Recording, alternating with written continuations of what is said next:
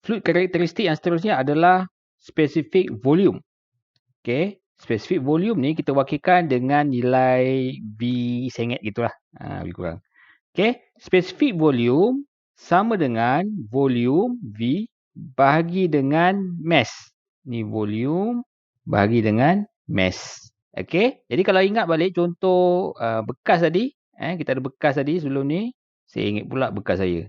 Okay. Bekas ni yang mana dia punya isi padu dia, V dia adalah 1 meter padu.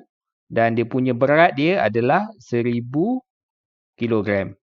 Dia punya specific volume adalah 1 bahagi dengan 1000. Jadi berapa? 0.01 volume unit dia meter kubik over kilogram.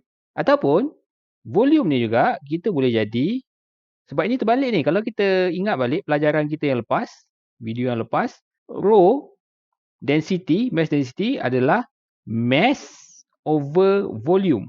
Jadi ni terbalik. Ni M dia kat atas ni. Yang ni M dia duduk bawah.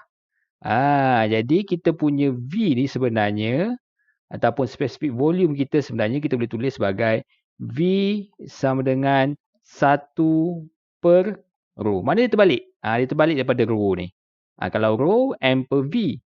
Jadi kalau V specific volume ni adalah V over M. Jadi dia akan jadi V sama dengan 1 per rho. Jadi rumus ni kita boleh pakai. Dan rumus ni juga of course lah kita boleh pakai.